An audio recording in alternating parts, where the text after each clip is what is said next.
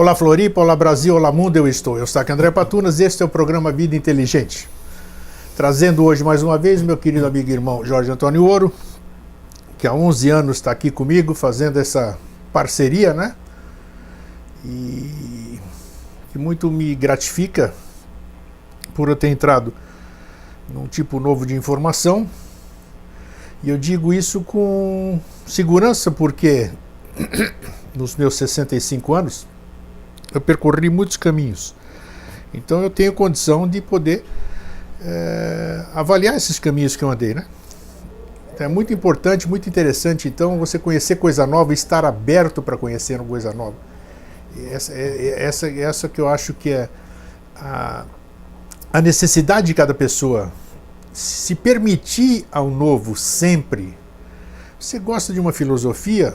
Ótimo. Você tem o livre-arbítrio, você tem a liberdade de escolha, você faz o que você bem quiser. Mas você jamais pode se negar a olhar o resto que circunda a sua estrada, o seu caminho. Eu fiz até um programa solo, por ocasião do Vida Inteligente Interativo, que eu falava exatamente sobre isso, para a gente perceber não só o caminho que nós estamos seguindo, mas para perceber o lado esquerdo, o lado direito, em cima, o chão, você olhar tudo que você está percorrendo. Então você se permitir ao novo, né? E esse tipo de informação que eu tenho escutado, recebido ao longo desses 11 anos, é por demais interessante. E antes de começar o programa com esse menino aqui hoje, nós estávamos aqui conversando, nossa senhora, é uma pena que eu não posso passar para vocês, mas puxa vida. Quer dizer, são coisas fabulosas, que as pessoas também, é muito bom pelo tema que se apresentou hoje, né? Nós vamos falar já, mas antes eu vou deixar ele dar um bom dia, ou boa tarde, ou boa noite, para depois a gente entrar na questão. Então tem muitas coisas que nós, ou melhor, né? A gente não sabe quase que nada, né? O mundo é muito aberto, tem muita coisa para ser descoberta. Esse que é o grande tchan da vida, né? Se não tivesse obstáculo, se não tivesse as adversidades, não teria os ensinamentos, não teriam as experiências para a gente passar, né? Se a pessoa, um jogo de basquete onde não tem adversário, uma corrida de carros onde não tem um carro só. Então tudo é bastante sadio, essa disputa, para você conhecer, para você superar, para você aprender, para você trocar experiência, isso é muito gratificante. Então, tudo bom, Jorge? Tudo ótimo. Tudo bom? Então, deixa eu marcar o horário aqui, porque hoje nós vamos longe de novo. E aí? Tudo tranquilo, tudo 100%. Mas é isso mesmo, né? A gente tem que a gente não pode ser muito... Como é que se diz? Não podemos colocar uma viseira na nossa vida, né? E essa questão que você falou da oposição e da percepção do entorno é a própria razão da existência. Eu acho que sim. Né? Porque cosmicamente a coisa toda ela é um jogo, uma busca de equilíbrio entre uma força centrífuga e uma força centrípeta. Isso. Né? A própria oposição e o busca do equilíbrio entre elas é que permite a manutenção do conceito de existência de matérias, assim, isso se manifesta no universo, no planeta e no próprio ser humano. Tudo em formato ternário, né? E, por exemplo, você pega o ser humano, então você tem o sistema linfático, o sistema circulatório, o sistema nervoso. Todos eles têm o solve e coagula, tem o vai e vem, tem o fluxo e o refluxo, porque se não fosse assim, não teria como ter contato entre os planos, não teria como a coisa acontecer. E o exercício da vontade, que daí esse é o grande diferencial que compete ao ser humano, por ele estar ligado do invisível ao visível. Então a vontade é o elemento que permite a busca do equilíbrio, transformando daí o visível e o invisível, transformando a matéria e o próprio espírito, transformando o quê? Vida energia em vida consciência. Se não fosse assim, a própria existência universal não teria razão, porque se tudo fosse pronto e acabado, se o universo fosse perfeito na sua integralidade, ele em si não existiria, né? Porque é exatamente essa imperfeição dentro da perfeição é que faz com que a existência seja necessária. O que a gente tem que fazer é saber transitar entre as imperfeições da vida, transitar entre essas duas correntes de vida que se chama bem e mal, né? Para que daí então, na busca da sublimação, na busca da compreensão, a gente se situe e veja a razão de existir. Bacana, já foi um grande começo, olha, é bem isso. E hoje, e é interessante, até comentei com o Jorge, chegou na segunda-feira, eu falei, agora eu vou tentar intuir. A intuição, a gente não, eu vou sentar aqui e vou intuir, não é assim esse negócio, não é que nem, não se faz isso a hora que você quer. A intuição, ela vem na hora que precisa se aparecer. Então eu pensei, na segunda-feira, eu falei, que tema que eu vou tratar com o Jorge? Mas nem mal terminei de pensar, e imediatamente, eu até comentei com você, né? Eu nunca vi isso aí, acho que em 11 anos foi a mais rápida. Apareceu na minha cabeça assim, os vendilhões do templo. Falei, nossa, até me surpreendi. Falei, mas isso é coisa religiosa. A mente concreta, né? Essa mente concreta sempre tem lá, é enxerida, né? Como é que eu vou abordar esse tema com o Jorge aqui e tal? Aí tá bom, mas como veio muito forte, muito claro, eu falei, pô, deixa eu começar a pesquisar. Aí eu pesquisei, comecei a cair em questão de religiões, tudo, até que eu comecei, aí sim, eu captei o sentido do que a lei, do que, sei lá, quem quer que a gente comente isso aqui. Não sei quem comanda isso aqui, na verdade eu não faço a mínima ideia, né? De quem é que manda notícia. Você fica rindo, né? Você fica rindo porque você sabe, eu não faço ideia nenhuma. Eu só acho engraçado, né? Como você disse que a gente se diverte aqui. É engraçado mesmo como as coisas vêm. Então, aí eu percebi o verdadeiro sentido da questão dos vendilhões do templo, que é uma situação que o Jorge já vai falar e que perdura até hoje. Acho que ela vem através dos milênios aqui, né? Não só nesse simbolismo do que aconteceu lá nessa ocasião, né? Que o Jesus, o Yoshoben Pandira, sei lá quem era, quem foi, entrou no templo ali onde era um lugar de meditação, onde era um lugar de contemplação, e lá ele encontrou gente vendendo bode, vendendo cabra, trocando moeda, ou seja, comercializando, aí é que está o fio da meada, comercializando o divino. Não sei se eu poderia dizer isso aqui, né? Então aí eu comentei com o Jorge, quando eu lhe disse o tema, ele ficou alguns segundos em silêncio. Falei, ferrou, ferrou, né? Porque eu não sei, já teve alguns temas que eu intuí e o moço aqui disse que não podia falar a respeito. Né? Então eu respeito, tudo bem. Agora por que apareceu, já não é mais problema meu, né? Sim. Apareceu, já passo para ele. Você convidou, o problema de falar não é meu. Claro, exatamente. Então tá. E eu respeito, você sempre me explicou depois por que não podia abordar. Já falou muitas coisas aqui ao vivo, que a gente só pode ir até um certo limite por enquanto, né? Essas coisas todas. E uma coisa que eu gosto em você, não gosto de muita coisa em você sabe. Eu sei.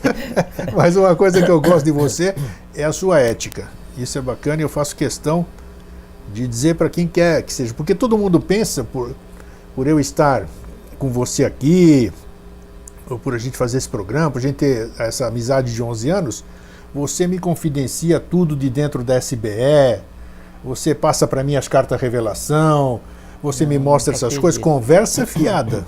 Não tenho privilégio nenhum do seu Jorge Antônio Ouro. Então, isso que eu disse, digo aqui ao vivo agora, ele é muito ético, assim como todas as pessoas que eu conheci na SBE. É a ética do discípulo, né? Não sei, mas isso não quer dizer nada. Existe uma lei, as leis estão aí. Por que tem delegacia? Por que tem polícia? Porque a turma fere as leis. Nós vamos falar sobre isso, inclusive, no nosso tema de hoje. Então, isso é bacana, a questão da ética que você tem. Em assim sendo... Que eu só reparto contigo, reparto com vocês aquilo que é lícito repartir, Sim. que seja prático, que seja útil, né? Dentro da minha condição de discípulo. Eu sou membro da Sociedade Brasileira de Biobiose, sou discípulo do professor, né? É o meu limite, assim. O que eu sou? Sou um discípulo. E como é que eu tenho que me comportar como um discípulo? O que eu posso repartir? As impressões que eu tenho como discípulo, só isso, mais nada. Podemos até começar a conversa aí. Eu me lembro quando eu fui Rosa Cruz, na década de 80, né, que eu interrompi numa experiência que eu não estava preparado para encarar aquilo, que é a experiência isso aí, não estou abrindo nada de secreto, porque é bem no início É a ocasião que você coloca uma vela no escuro, na frente do espelho, e você tem que olhar para você mesmo. Você ri, né? Você acha graça, né? E eu falei, não, senhor. Né? Não, ainda não. Entendeu? E aí, falei, bom, mas como você sabe, não só na Rosa Cruz, como em outras Você sabe que esse era no Egito, né, na Síria, na Líbia, na Babilônia, na Pérsia, na Fenícia, na Atlântida. Era o primeiro passo para você daí ter acesso aos locais de estudo, era você se confrontar, né, no espelho, porque na primeira olhada no espelho, da forma adequada, você começa a ver o primeiro passo que você vai ter que dar, né? Aí você confronta aqueles medos que às vezes se manifestam em cada um. Exato. E quando você confronta visualmente, né, aí há um choque, há um trabalho a ser feito. Com né? certeza. Nós falamos uma vez aqui sobre o dragão do umbral, Falamos, foi que muito bom. É bom. só o somatório das lagartixas que fazem um dragão, né? É verdade, um monte delas, né? Daquele grandão ali. Então, e aí a gente estudava naquela época Rosa Cruz, como continua até hoje, monografias. Você recebe monografias, como assim o EAD, não interessa a forma, né? Na Sociedade Brasileira de Eubiose, eu acho que você deve receber, eu não faço o EAD, mas você recebe material didático, não é isso? Você tem acesso online. Você tem acesso online. Quer dizer, aquilo não é seu, aquilo te é emprestado para que você usufrua daquilo e pertence à SBE. O conhecimento de maneira geral, né? Perfeitamente. O discípulo, até porque assim, a iniciação, ela é direito adquirido individual. Sim. Né? Você não pode delegar o teu direito a um terceiro. Isso não existe, não é uma herança, né? O conhecimento não é uma herança. E quando você está em determinado local, estudando qualquer que seja a tua escola, é porque você adquiriu o direito, o bônus ou o ônus de estar ali, não interessa qual seja, e você que vai ter usufruir, você que vai ter que resolver. Então não é lícito, não é ético você pegar aquilo que você tem e repartir ou dar para alguém, porque aquilo que para você possa fazer bem, para o outro pode fazer mal, porque não é o tempo certo. Claro, é questão como um remédio, né? Ou aquilo que é preparado para você organicamente, Sim. aquele conhecimento, porque em você há a contraparte necessária para ter acesso àquele pequeno veneno. Presta atenção, isso é importantíssimo, hein? Quando você cede a terceiro, né, a dose daquele conhecimento que em você é necessária, no outro pode fazer mal ou desviá-lo de um caminho que viria a ser o seu. Sim, Aí você passa a ser responsável karmicamente por você e por aquele o qual você tirou do caminho. Foi muito importante você lembrar isso. Essa é a razão básica de se manter a ética de discípulo em não repartir aquilo que não seja de direito, e a manutenção do sigilo ou do segredo é a maior demonstração de amor fraterno para com o outro. Se você quer ajudar o outro através do conhecimento... Veja só, não é boicote não, é demonstração de amor. É proteção. Então, se você quer ajudar o outro, então daí você vai homeopaticamente, vagarosamente, fraternalmente, amorosamente, dando um ou outro elemento para que daí a própria pessoa passe por um processo alquímico, se transforme, amadureça, até que daí aquele conhecimento que você está tendo acesso, para ela seja o alimento necessário. Aí então ela vai ter acesso. No momento em que daí ela tem acesso ao conhecimento que você já está tendo, nela o resultado é completamente diferente. É como o catalisador. O catalisador, ele nunca vai agir igual num conjunto de elementos. Sim. Sempre há uma diferença. O ser humano é exatamente assim. O conhecimento é um catalisador. O como vai agir em cada um, só o próprio ser humano que sabe. Essa é a razão básica de se manter a premissa, a primeira da ética do discípulo, que é manter o segredo. Até porque quando você vai ter acesso ao conhecimento, você faz um juramento. Prometo não fazer mau uso do que aqui me for revelado. Tem que colocar em prática. Tem que cumprir. A palavra, claro. Uma vez empenhada, nem que o inferno esfrie, você pode voltar atrás. Né? Então, e nessa ocasião, aí eu parei. Falei, não estou preparado para dar sequência nisso aqui. E você veio só fazer um parênteses. por exemplo, o que a gente estava conversando aqui, a propósito de uma pergunta que você fez, e quando você fez uma pergunta, é lícito resolver, até porque você é membro da sociedade, né? Sim.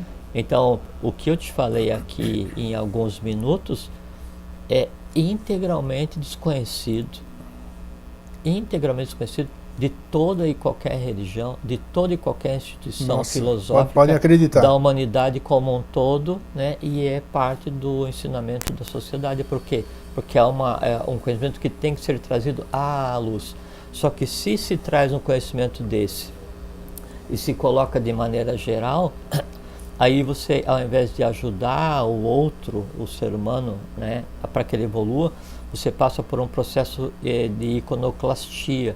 Você vai quebrar as imagens, destruir as religiões, destruir os amores dos outros. Não se destrói amores dos outros, porque o amor destruído ele vira dor, vira horror.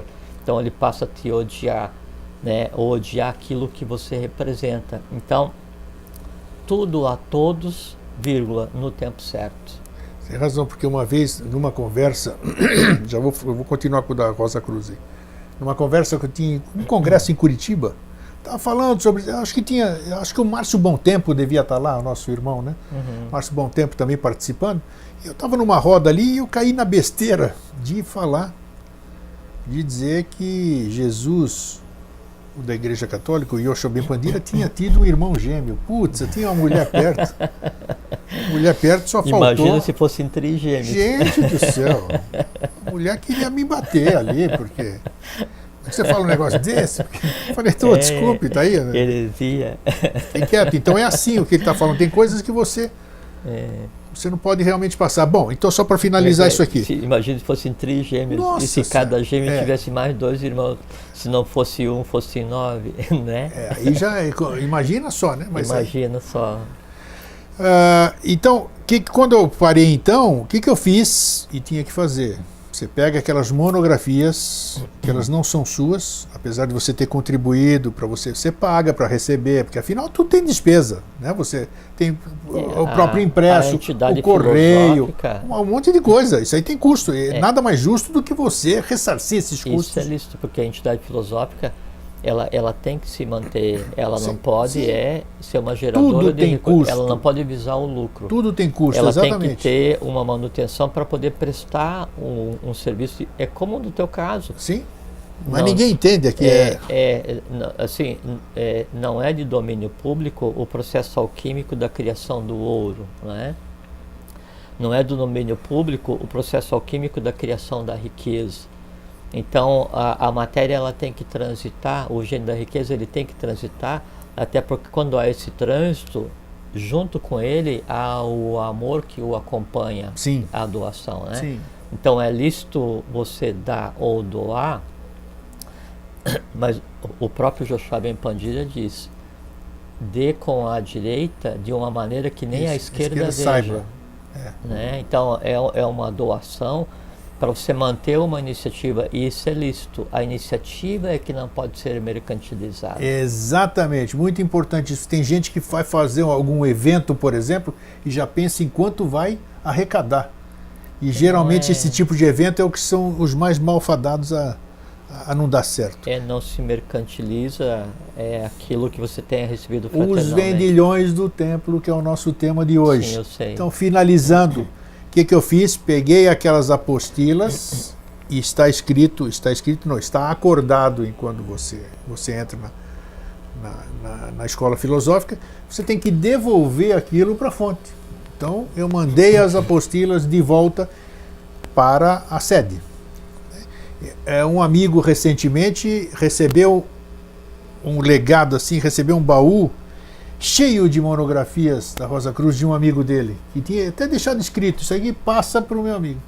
Assim que ele abriu e viu que era, e ele não é Rosa Cruz, não é coisa nenhuma, não segue filosofia nenhuma, ele viu que era uma coisa, o que ele fez? Olha o bom senso como é, quando o bom senso, falou, vou procurar a representação aqui em Florianópolis, e tem a representação Rosa Cruz aqui, pegou aquilo lá e devolveu para Rosa Cruz. Isso é bacana, isso é nobre. Isso é ética. Isso significa que ele está preparado. Perfeito. Olha só, né? Então isso é bacana. Isso aqui. E aí tem dúvida no sentido assim, não tenho como devolver, queima. Ele podia estar lá, pegar, opa, eu vou pegar aqui, eu vou olhar aquilo. É ilícito.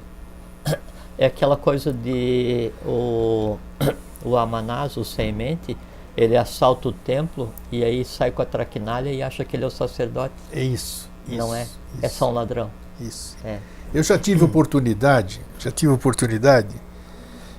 de pegar aquelas coisas proibidas dentro de alguma sociedade. Não vou nem declinar qual é, não importa. Livros gigantescos, com conhecimentos lá dentro, que é brincadeira, parece aquelas coisas de filme do Harry Potter, sabe? Essas coisas todas. Então você vê aquilo. Então realmente essas coisas, eu achei maravilhoso eu poder olhar aquilo, ver aquelas explicações que não estão em lugar nenhum, só lá dentro mesmo, que só transita lá dentro entre as pessoas que estão se iniciando, digamos assim. Mas realmente isso, como você disse no começo aqui, em alguma parte da conversa, realmente não pode cair em domínio público.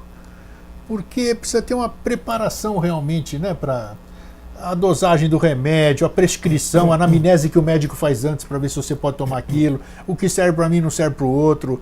E você está mexendo com coisas, puxa, não sei como é que eu posso dizer, coisas seríssimas, né? O conhecimento, todo mundo quer tê-lo, quer adquiri-lo, mas ele tem um roteiro, ele tem como é que se diz? Me ajuda aí, Jorge. Uma sequência, uma etapa. Exato, uma etapa, São degrau etapas, por degrau. Não claro, adianta você tentar pular, porque você vai cair, ou você vai bater o joelho, você vai quebrar o pé. É que a alma, ela tem que estar amadurecida para sobreviver ao conhecimento. Boa. E o sobreviver não é só morrer. O sobreviver é o mau uso ou uso ignorante do conhecimento que causa mais mal do que a própria morte. Morrer é simples, né? Agora, o que você faz enquanto vivo sobrevive à morte. Quando a pessoa morre, a pessoa não vai embora. Quando a pessoa morre, quem vai embora é o corpo físico e o vital, talvez, não é?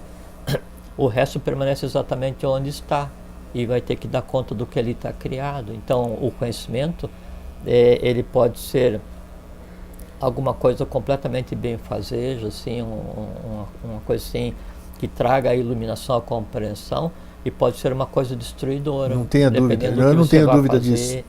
Ou a forma como você vai usar, porque eu domine alguma coisa do Mantrika Shakti, ou em grego do Mantiketekne, que é o controle do verbo, né?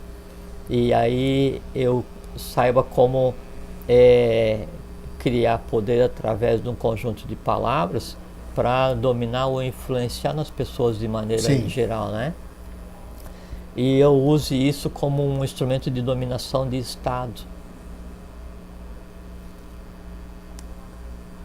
O resultado disso, e tem a ver com a questão dos vendilhões do templo, e uma coisa que se diz como tendo sido proferida pelo Joshua Ben Pandira, que esses descerão vivos ao inferno. É tudo metafórico, né? Mas não, aí nesse caso é literal, porque são os inferos, daí não os inferos constitutivos de mundos internos, né? Mas as esferas, as chamadas esferas inferiores, né? E que aí você o dito umbral, digamos assim, a coisa feia. Para lá, bem para lá. Bem para lá? Umbral, Caramba, bem para lá do umbral, né? Tá. E são coisas seríssimas, né? E por assim, o conhecimento, ele é um só. O que transforma esse conhecimento, né, em magia branca ou magia negra é o mago. O mago, sim, você já falou isso. E não é a roupa que o mago veste, é o que há na alma do mago. Na alma dele, sim. Não é o que o mago diz, mas é o que o mago professa em sua mente. O professor Henrique de Souza diz: mais importante que tua reta ação há de ser o teu reto pensamento. Entende? Que você não pode dizer uma coisa e pensar outra. Porque tudo vem por aqui, né? Claro, então, por isso o conhecimento ele é uma coisa assim, seríssima. E por falar nisso, por ocasião quando aconteceu esse fato, se é que aconteceu dessa forma, mas é essa forma que a gente conhece? Do templo? Isso, nós vamos falar sobre Joshua Ben Pandira. Isso é referido que é bem na Bíblia, no Marcos, os evangelhos de Marcos, Mateus e Lucas. Isso, eles falam isso, os três falam. Mas o mais conhecido é o dito em João, João 2, 15 e 16, né? E aí então o Jesus, e até, aí tem aquela questão assim, pô, mas se o Jesus, ele era todo amor, como é que ele vai lá no templo e desce a chibata na rapaziada, Sim. né? Então ele foi visitar o templo de Jerusalém, né? A época da Páscoa judaica, e aí tinha um povo ali comercializando animais, né? Animais para sacrifício, Isso. né? E mais Vaca, bode, pomba, que a pomba era muito comercializada para que o pobre, quando não podia comprar um bicho maior para matar, ele comprava a pomba para matar, né? E também fazendo, como é que é quem faz câmbio?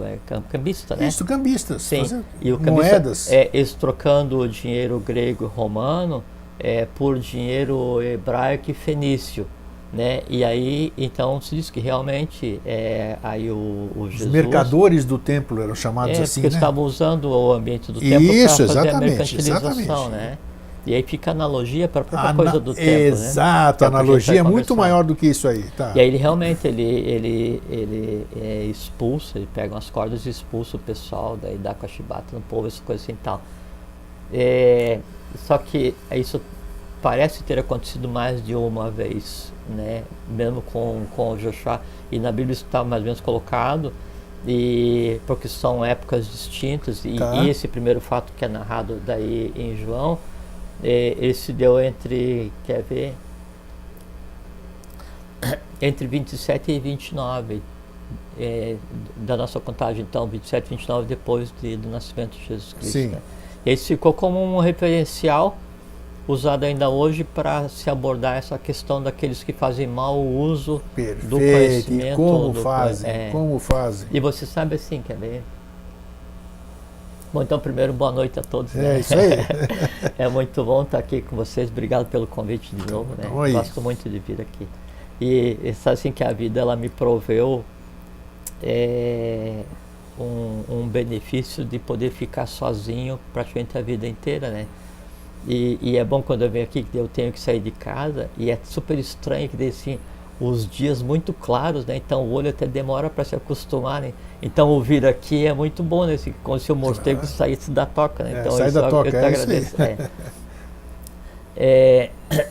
Então tem um termo em grego, é o mainomai. Mainomai, com um acento no primeiro A. Que é aquele estado de contemplação, aquele êxtase, aquela sublime ira, quando a divindade se aposta daquela pessoa, como se fosse aquele assim, como se fosse um samadhi, né? Sim. Um semelhante, então mainomai. Desse estado, ou esse estado, né, do mainomai, quem tem acesso a ele, quem o pratica, é o mantis, né? Mantis, com o primeiro A com acento. Então o mantis é aquele que faz as previsões, aquele que, tomado desse estado, não é? Ele consegue ler os elementos da natureza para aí então fazer as previsões. Era um transe diferente das pitonisas de... Não, de Delfos, por exemplo, não? Não, é igual.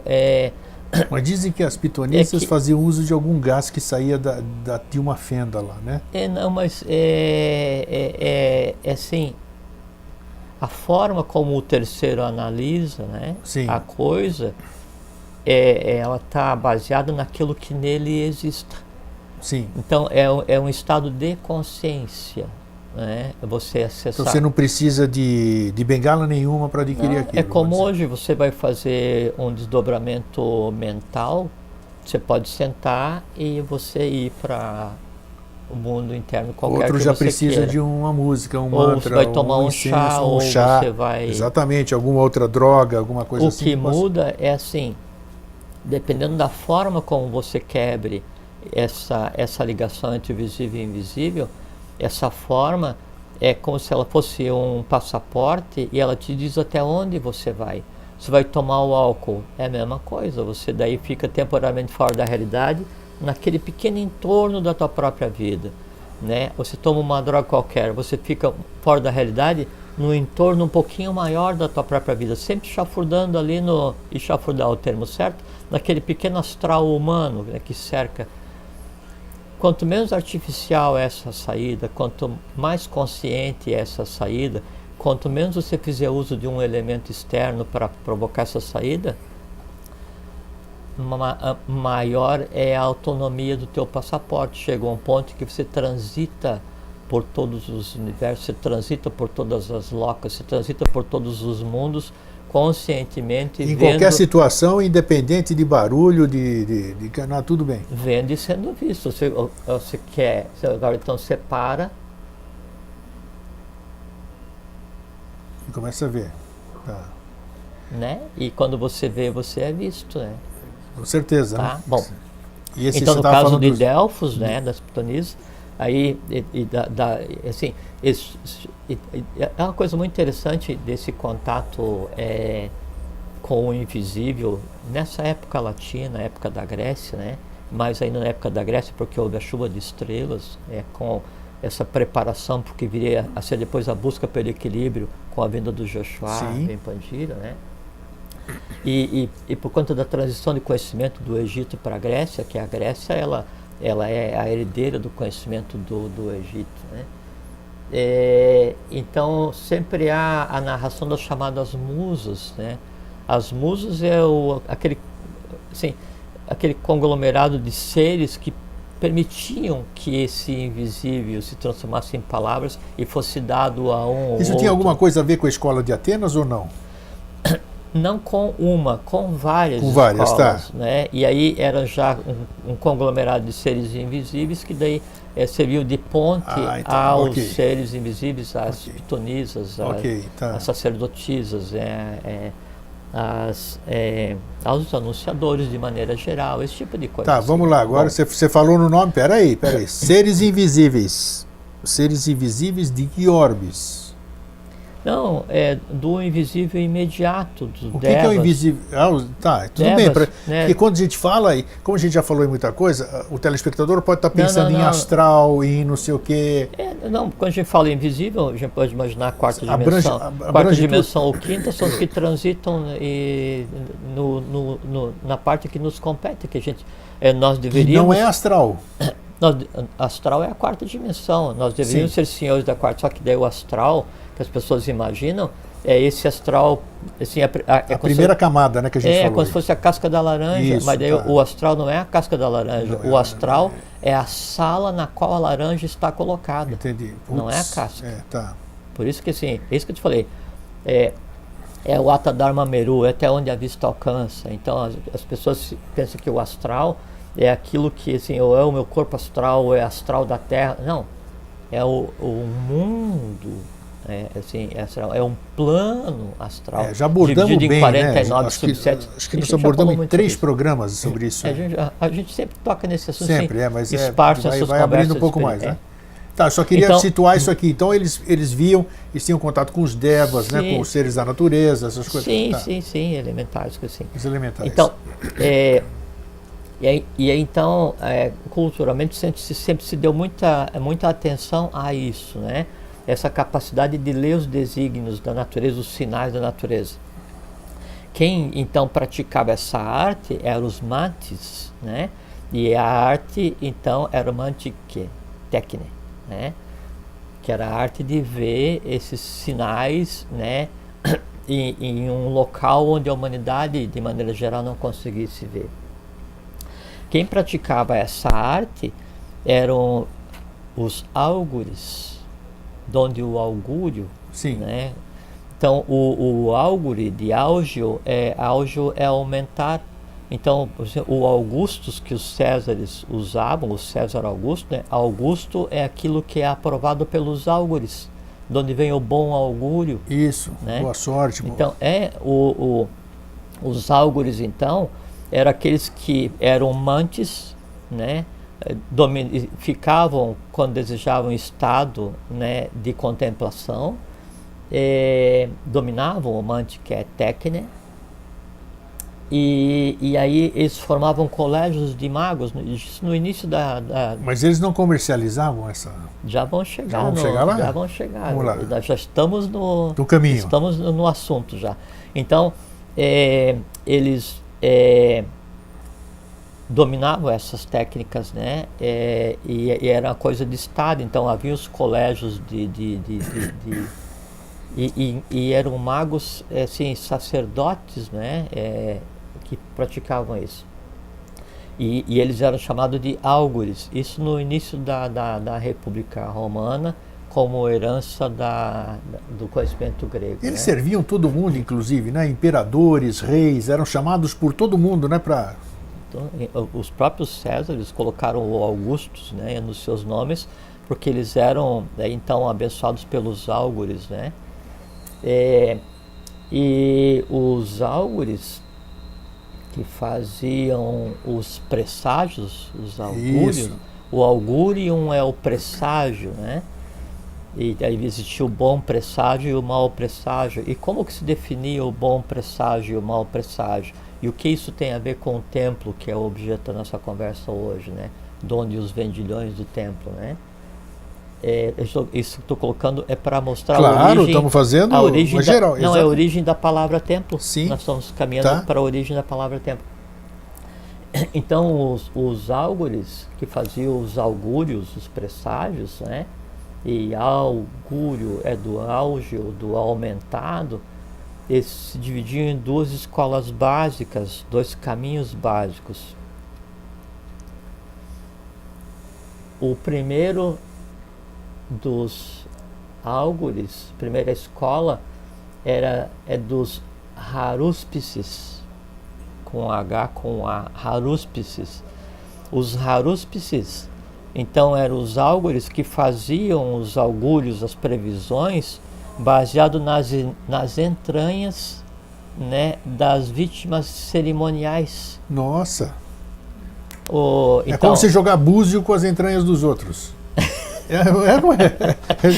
Não é? Você vê literalmente é isso, né? Abriu então, as entranhas, sacrificou o animal. Vamos olhar lá abre, agora. E aí ele vai examinar a entranha. E ali, através daquilo, ele vai visualizar alguma coisa lá e vai aí, passar. A partir daquilo, então, ele via o presságio, o augúrio bom ou mal, e traduzia para o imperador ou para quem fosse, para ver se eu podia plantar, podia fazer um negócio, podia fazer uma guerra, Incrível. se esse nome era adequado, então, por isso que o César Augusto era aquele que ele era, sim, tinha um bom caminho dito pelos álgures, né? Por isso ele era o escolhido, do legere, né?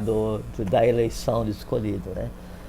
E então esse o primeiro colégio, né, dos álgures era dos harúspices.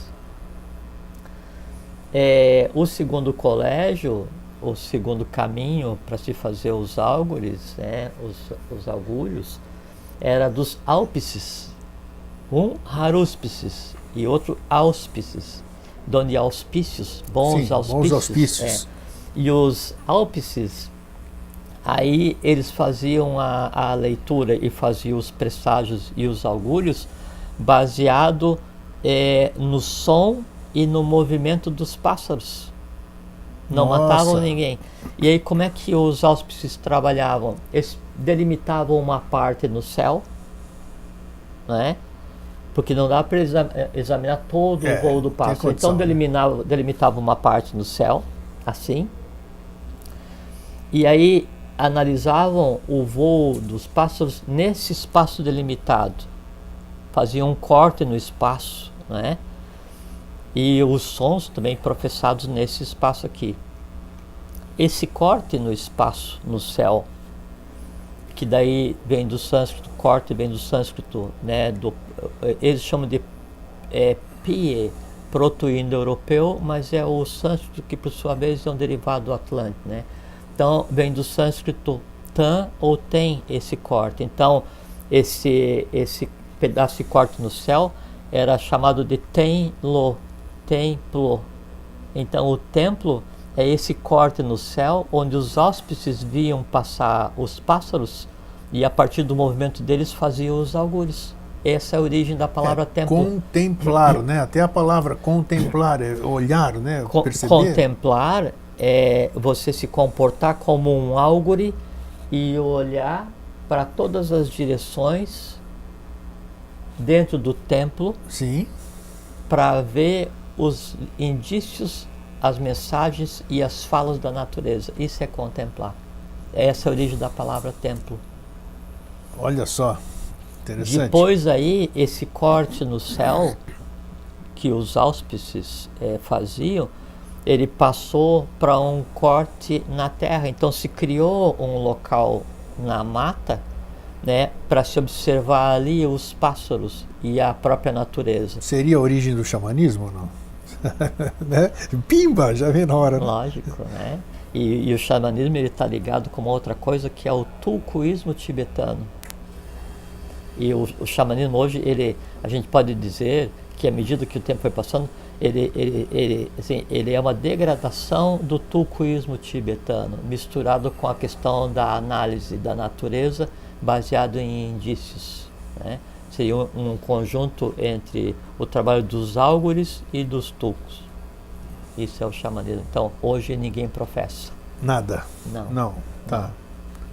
Quer dizer, não existe nada igual ao que era. Então, assim, foi desvirtuado o trabalho, digamos assim. É como se você tem uma fonte de som, né? O verbo, né? Fosfare, fato, som, né? Onde se fala nem por faz, nem por nefas. Faz é a lei divina, nefas é a negação da lei divina, onde o nefasto.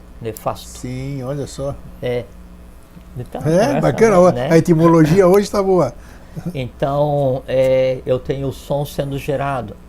Na medida que eu me afasto, eu consigo menos ouvir esse som e eu vou e faço umas misturas, né? Acabo trabalhando em função do meu próprio som, o som que eu acho que é. Isso é o que acontece. Tá. Entende? Bom. Ou seja, você está se afastando da fonte. Sim. É o que a gente faz geralmente, né?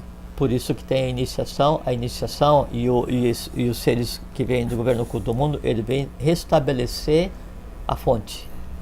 Toda vez lá no que Dharma declina, a Dharma se levanta e manifesta para a preservação da lei, etc, etc. É isso que é feito. Sabe que eu tô... Pera aí, antes de você seguir, eu vou aproveitar o gancho aqui, né? Porque eu tô reeditando.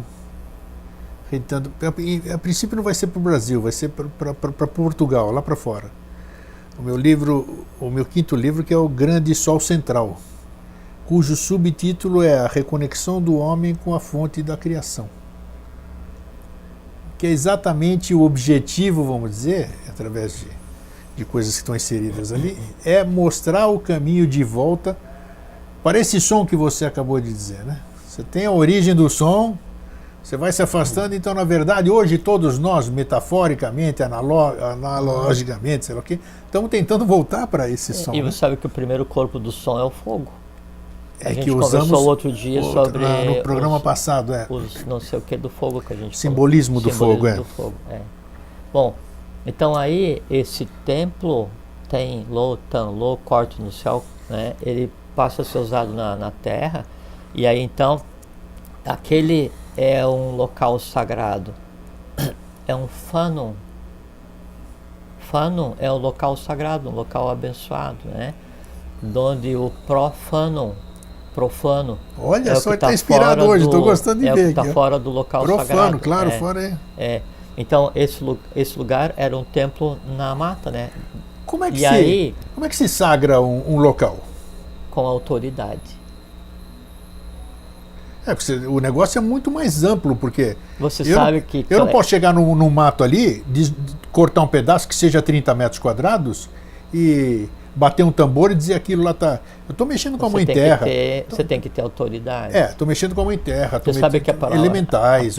A palavra clérigo, que é usada para as religiões, né? Religiões, Clérigo, na sua origem etimológica, ele era a transferência da fortuna, da riqueza, era a herança da riqueza. Então ele tem a ver com a gestão da riqueza herdada.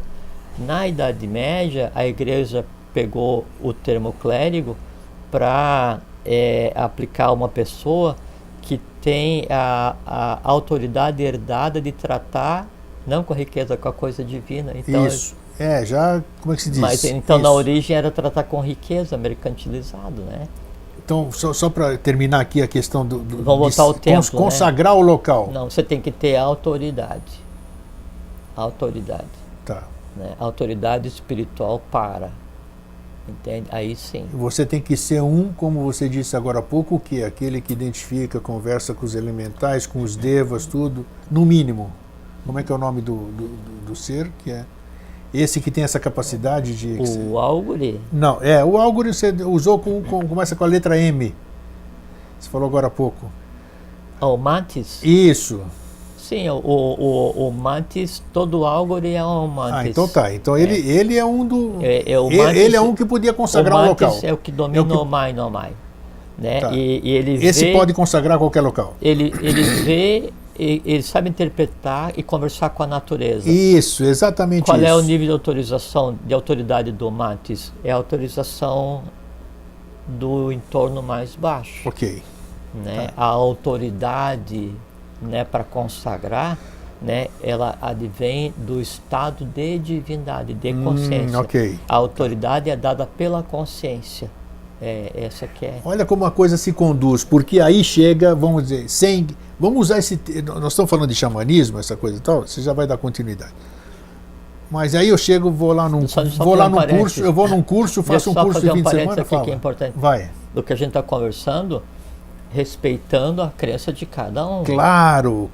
Então, assim, cada um está no caminho, isso, né, que a gente na exata sempre fez. Proporção que o caminho está para o cada um. A gente sempre fez isso, né? respeitamos. Então, acredite no que você acredita, professe o que você acredita, até que vai chegar um tempo em que a tua própria maturidade de alma cria a necessidade de uma nova crença, ou não. Mas por isso Pode que eu seguir, peguei então, o xamanismo, isso, não só o xamanismo como qualquer outra coisa. Então eu leio nas redes sociais, ou recebo um e-mail, curso disso aqui um fim de semana. O grande álgore hoje da sociedade ocidental é o Google, né? A pessoa pensa que o Google é o oráculo, né? É o oráculo, e ele é mesmo, porque você consulta tudo lá. Aí eu chego lá, vou fazer uma roda xamânica. Gente, que nem o Jorge disse, não somos contra absolutamente nada. Cada um professa aquilo que quer. O que eu vou abordar agora é sobre uma outra questão. Aí eu fico lá 2 dias, eu fico um dia, fazemos fogueira, invocamos o nosso animal de poder, sabe? Faz seja lá o que for. Mas não é porque eu fiz um curso de fim de semana que eu virei xamã ou virei um mantis, né? Mantis. Então é isso que a gente tem que atentar, que muita gente tem feito. Isso é uma grande irresponsabilidade. Muita gente em muitos setores tem se transformado em vendilhão do templo, vamos dizer. Porque o templo, nós estamos situando, você já vai falar sobre o templo, né, que você chegou nele, mas o templo, no meu ponto de vista, é tudo isso aqui que a gente transita. Isso é um grande templo. O nosso planeta é um grande templo. Então nós temos que ter a conduta. Nossa alma é um templo, nossa pátria é um templo. Então não são o local é macro, não é micro. Então não pensa que você pode agir. Você se porta de um jeito numa igreja, vamos usar a igreja que todo mundo conhece. Se porta numa igreja, se porta de uma forma, saiu da igreja, é o que a gente abordou aqui, briga com o vizinho, xinga no trânsito e faz essa coisa. Então esse tipo de comportamento, esse tipo de conduta... E você sabe que igreja do Eclésias grego... Eclesia. Era só o local onde se reunia para discutir política. Não tem nada a ver com igreja. Não, mas aí... Depois se vinculou o Eclesia à autoridade, e aí se usou o termo para se aplicar a um lugar onde é professada uma crença. Não tem Tanto nada é que o site da igreja ortodoxa e tudo é eclesia.com, é isso aí, exatamente igreja. Então, vamos voltar lá. Vamos lá pro... Então aí se projetou aquele templo, o Tanlo, né, do céu para a terra, e aí então tudo que estava ali era sagrado. Sim. A árvore sagrada. Claro, os animais, a terra, tudo. E aí veja que há um resquício de conhecimento esotérico nesse fato, Porque, então, quando se diz que tem uma árvore sagrada, é porque há um Buda do reino vegetal. Quando se diz que tem um animal sagrado, é porque realmente existe um Buda do reino animal. Mas um Buda é uma consciência. O que a gente vê hoje, que a gente pensa ser animal, vegetal e mineral, é o resíduo evolucional de um sistema todo, né? E nunca uma consciência ou um Buda de um reino tem a forma que a gente vê hoje. Então, quando a gente fala assim, esse animal é animal sagrado, não. O que ele pode vir a mas cada um fala com o seu entendimento, né? Lógico. É isso. Bom, então aí pegamos o templo, né, e colocamos na floresta, e aquilo passou a ser, né, o lugar de observação onde se professava, né, o Mantiketechne, onde os mantis trabalhavam, onde os auspícios trabalhavam, não os arúspices, né? E ali então se fazia os auspícios, bons e maus auspícios, né?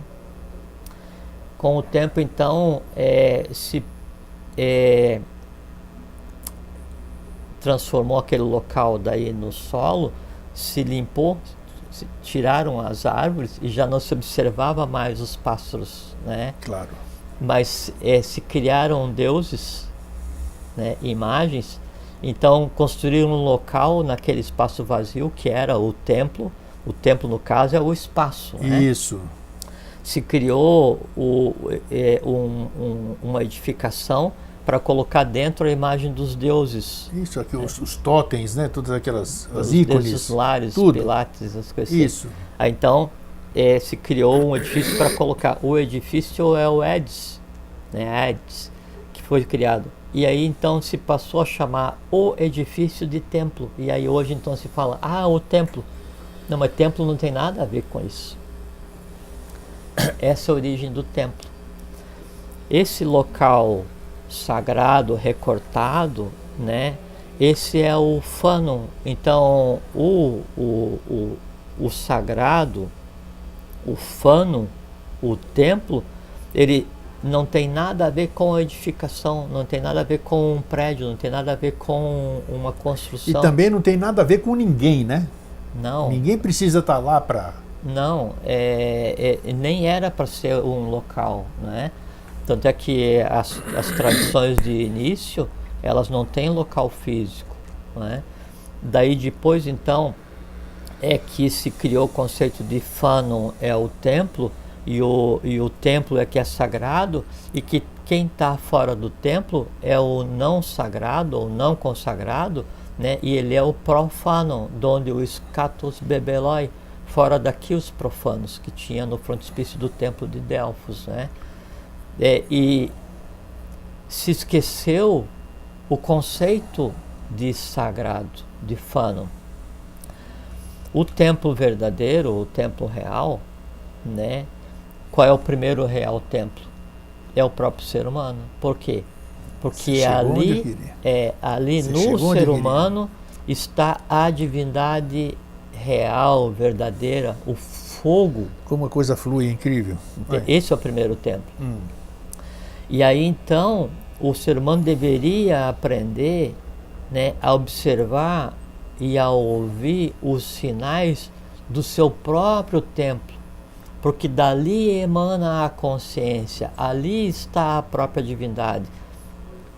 E qual é a forma que essa divindade toma em você mesmo? A tua própria forma. E como é que a divindade vai conversar, vai se manifestar no mundo físico? Através do verbo, através da palavra. Pode perguntar. Dizem, olha só, porque eu estava pensando nisso, aí você entrou na questão. Dizem que Jesus, ou Yoshua Ben Pandira, quando conversou com Pedro, né, disse para ele o seguinte, dizem que disse assim, a gente está vendo, eu não estava lá, eu não vi se está escrito ou não, só estou vendo, disse, Pedro, segue, sobre ti edificarei a minha igreja. Pedro, tu és pedra e sobre ti edificarei a minha igreja. Exatamente. Então, se acabou, era a coisa que você acabou de dizer, aquilo que eu estava pensando aqui, que o próprio Yoshua Ben Pandira, o próprio Cristo disse que o templo era o Pedro, o templo era o Jorge, o templo era o Eustáquio, o templo era qualquer pessoa. É o verbo. Acabou de. Então, quer dizer, essa passagem, É o verbo. verdadeira ou não, ela tem um sentido profundo, realmente, Lógico quando que sim, diz. ele é o verbo a função depois do templo físico nas escolas iniciáticas, né? O templo, ele não é um lugar de adoração, ele não é um lugar de mística. O templo é como se fosse uma máquina, uma estrutura que tem por função, se eu uso um termo muito, reverberar. Ele Isso. pega o que ali é produzido, Isso. E expande e dá para a humanidade. Essa é a função do templo. Se eu faço um caixote, boto um montão de gente que vai ali enfeitada, bota sua melhor roupa e vai para ali. Louco que acabe aquele negócio. Ouvindo uma coisa que não tem sentido. isso aí. Proferido por alguém que não sabe o que está falando. Isso. Essa mistura que está ali, ela tende a ser expandida. Ainda bem que a arte da construção foi perdida. Porque se esses templos, onde hoje se professam as crenças de cada um, independente de qual sejam as crenças, se eles fossem construídos como máquinas e com o conhecimento esotérico de direito, aí o malefício seria pior. Ou seja, esses locais, na verdade, não estão consagrados. Falta autoridade. Falta autoridade, exatamente. Falta autoridade. Na grande maioria, falta, em sua quase totalidade, falta autoridade. Falta autoridade. Bom, então o primeiro templo é o próprio ser humano, né? O que é a expressão vendilhão do templo, né? É mercantilizar o conhecimento. Exato. Né? Mercantilizar o Ou conhecimento. mercantilizar aquilo que de sagrado em você possa existir. E aí então o primeiro erro, a primeira ação de vendilhão de templo, a primeira ação de profano, né, que a pessoa vai executar, não é nem com relação a uma igreja, alguma coisa que vai fazer externamente, é com relação a si mesmo. A gente conversou de início. Pensa uma coisa, faz outra. Vamos supor que tua alma, né, é o templo, onde em um ponto central há a comunicação com a divindade. E como é? Porque assim, a alma está em contato com a mente abstrata, que está em contato com o Buda Timã, é a própria divindade manifesta, aguardando pacientemente com a mão levantada a hora de falar com o ser humano e ele loucamente ouvindo só o que está acontecendo aqui embaixo. Esse é o meu templo. E aí eu faço o quê? A divindade está ali, né, à espera, a tudo observando. A minha própria divindade, eu, né, o meu eu superior. E aí nesse meu templo, que é a minha alma, né, eu fico fazendo o quê? Jogando ali para dentro tudo o quê? Tudo o que eu odeio, tudo o que eu desprezo, tudo que, sabe, todos os amores, horrores. É bem isso mesmo. E esse é o primeiro e grande ato de profanação, e o maior ato de profanação que possa existir com relação à divindade, é porque a máxima divindade assentada em cada ser humano convive diariamente e se afoga diariamente em todas as mazelas e dores e horrores que cada um cria na sua vida e joga para dentro da sua alma. E na verdade deixa de ser um templo para ser um porão de entulho. Esse é o primeiro e grande, né, e mais sério crime de lesa divindade. Porque o que alimenta o templo, o que vivifica o templo é a divindade. Então aquilo que é jogado dentro do templo se mantém vivo às custas da divindade. Aí a divindade senta, contempla e humanamente chora. Esperando o quê? Que a humanidade adquira consciência, que aquele ser humano adquira consciência, que aquele templo seja honrado, que aquele templo seja consagrado, que aquilo seja um fano, não um profano.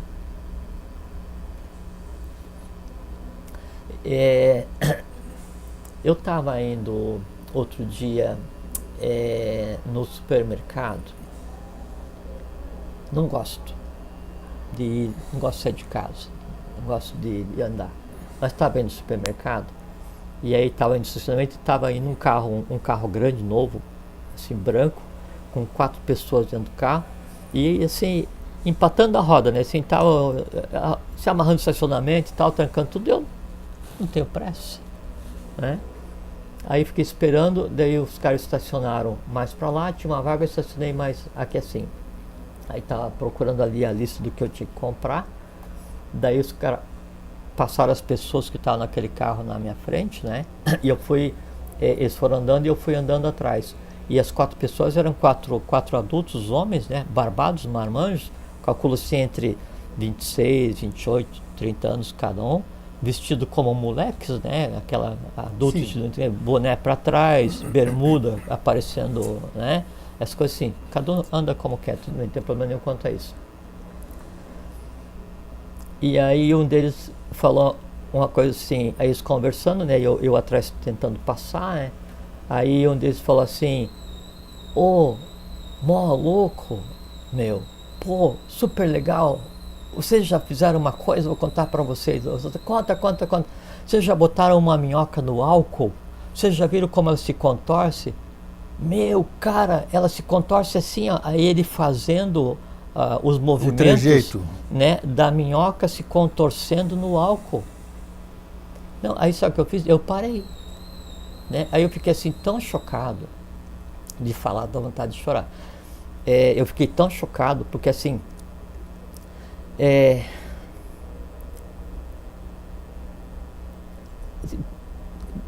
que humanidade, grego, assim, sem consciência. Não, assim, as vaquejadas que a gente tem visto aí, vaquejadas, arrancar o rabo do boi ali na brincadeira. Não, mas assim, que humanidade é essa? Por qual humanidade a gente está lutando? Aí é que está a questão. Entende? Assim, em que ponto da evolução nós estamos, em que daí um ser humano se comprar, sente prazer em torturar uma minhoca e reparte. Não, mas eu achei chocante porque eu não tenho muito contato, né?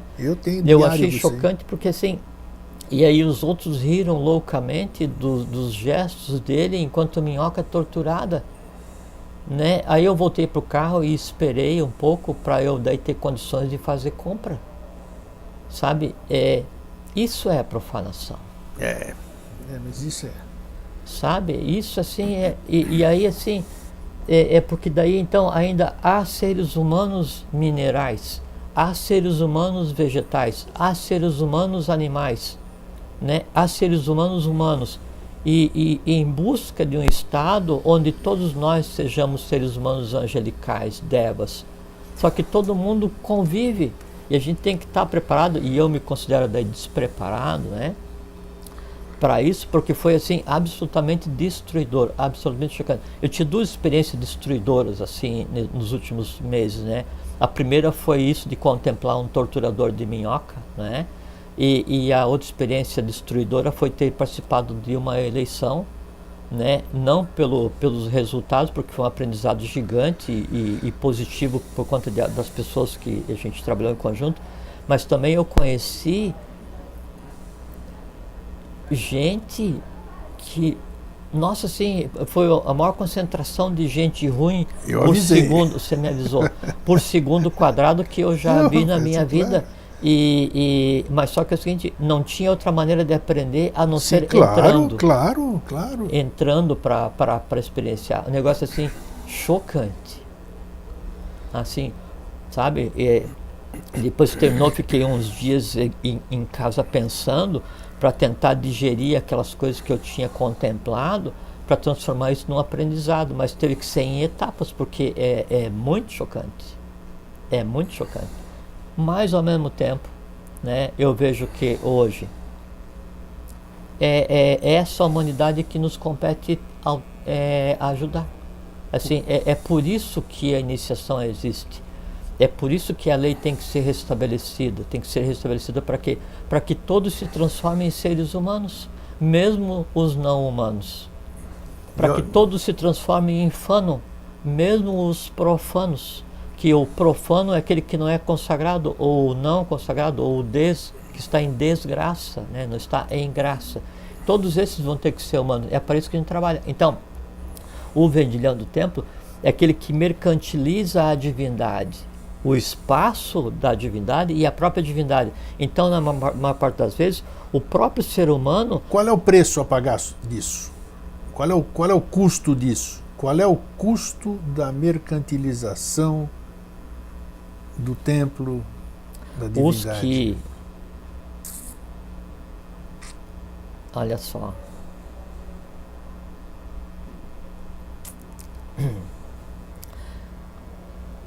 Os que fazem isso, quando você faz para você mesmo, aí então você tem o karma como elemento de equilíbrio. Teu, só. O problema é seu.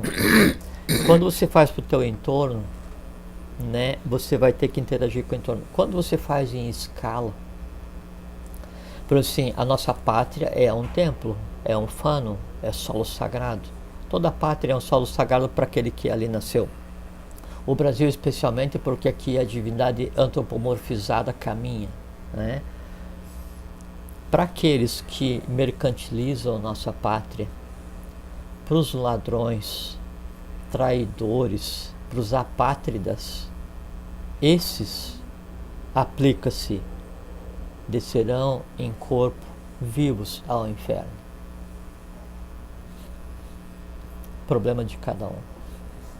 Para aqueles que se utilizam do conceito de religião para se colocarem como interfaces entre o homem e a divindade, explorando a crendice, explorando a pureza ou a infantilidade dos seres humanos torturadores de minhocas ou dos seres humanos bem intencionados, o peso é o mesmo, é o Manel Tessel Fares, pesado, medido e contado.